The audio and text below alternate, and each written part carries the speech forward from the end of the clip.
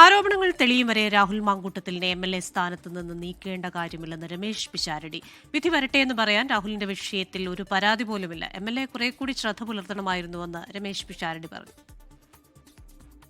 കോടതിയിലൊക്കെ എത്തി അതൊരു കേസ് തെളിഞ്ഞ് വരുന്നവരെ ആരോപിതർ മാത്രമായിട്ട് നിൽക്കുകയാണല്ലോ. ഏതെങ്കിലും ഒരു സൊല്യൂഷൻ എത്തിയിട്ട് അതിൻ്റെ കൺക്ലൂഷൻ ആകാണ്ട് ഒരു അഭിപ്രായം പറയുന്നതിൽ കാര്യമില്ല. ഒരു പ്രൂവ് ചെയ്യപ്പെടണം എന്തായാലും പറയുന്നതിനകത്തുനിന്ന്. ജാഗ്രത പുലർത്താവുന്നതാണ്. ഇവർ തമ്മിലുള്ള എന്തായിരുന്നു, എങ്ങനെയായിരുന്നു എന്നൊന്നും നമുക്ക് അറിയില്ലല്ലോ. നമ്മൾ ഏകപക്ഷീയമായിട്ടല്ലേ ഇത് കേട്ടിട്ടുള്ളൂ. വളരെ പ്രൂവിയായിട്ട് വളരെ അത് പറയും. അതെല്ലാവരും സുഹൃത്തുക്കളാണ്, അവരെല്ലാവരും ഒന്നിച്ച് നടക്കുന്നവരാണ്. അപ്പൊ അങ്ങനെ തന്നെ പറയുള്ളൂ. ഞാൻ ഒരിക്കൽ വിളിച്ചിരുന്നു, സംസാരിച്ചു. ഇനി വിധി വരുന്നതെന്ന് വരെയെന്ന് പറയാൻ പോലും ഒരു കേസ് പോലും ഇല്ലെന്നാണ് എന്റെ അറിവ്. വിവരങ്ങളുമായി ശ്രീജിത്ത് ശ്രീകുമാരനാണ് പാലക്കാട് നിന്ന് ചേരുന്നത്. ശ്രീജിത്ത്, ഈ പല രാഷ്ട്രീയ വിഷയങ്ങളിലും രമേശ് പിഷാരടി അഭിപ്രായങ്ങൾ പറയാറുണ്ട്. രാഹുൽ മാങ്കൂട്ടത്തിൽ MLAയുടെ വിഷയത്തിൽ ഏത് സാഹചര്യത്തിലാണ് ഇങ്ങനെ ഒരു ചോദ്യം രമേശ് പിഷാരടിയോട് ചോദിക്കാൻ ഇടയായത്? എന്താണ് അദ്ദേഹം പറഞ്ഞ മറുപടി?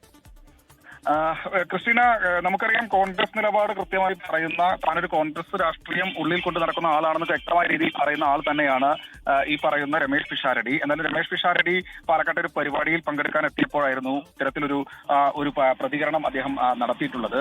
രാഹുൽ മാങ്കൂട്ടത്തിൽ ഈ കുറ്റങ്ങൾ തെളിയുന്നവരെ അല്ലെങ്കിൽ ആരോപണങ്ങൾ ശരിയാണെന്ന് തെളിയുന്നത് വരെ രാജിവെക്കേണ്ടതില്ല എന്നൊരു നിലപാടിലാണ് രമേശ് പിഷാരടി ആ നിലപാട് വ്യക്തമാക്കുന്നത്. ഏത് തരത്തിലുള്ള സംഭാഷണങ്ങളാണ് അവർ തമ്മിൽ അതിനു മുൻപ് ഈ പുറത്തു വന്ന ശബ്ദരേഖയുമായി ബന്ധപ്പെട്ട് ചോദ്യത്തിന് മറുപടി അങ്ങനെയായിരുന്നു. ഏത് തരത്തിലുള്ള സംഭാഷണങ്ങളാണ് അതിന് മുൻപ് നടത്തിയതെന്നും നമുക്കറിയില്ല. അത് വ്യക്തിപരമായ കാര്യങ്ങളല്ലേ എന്നാണ് പറഞ്ഞത്. പക്ഷേ MLA കുറെ കൂടി ജാഗ്രത പുലർത്തണമായിരുന്നു ഇക്കാലത്ത് എന്നുകൂടി പറഞ്ഞു വെക്കുന്നുണ്ട്.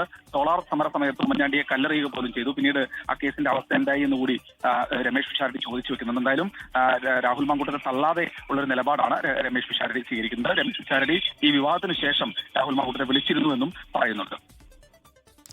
ശരി, രാഹുൽ മാങ്കൂട്ടത്തിൽ വിഷയത്തിൽ രമേശ് പിഷാരടിയുടെ അഭിപ്രായമാണ് ശ്രീജിത്ത് ശ്രീകുമാരൻ പാലക്കാട് നിന്ന് റിപ്പോർട്ട് ചെയ്തത്.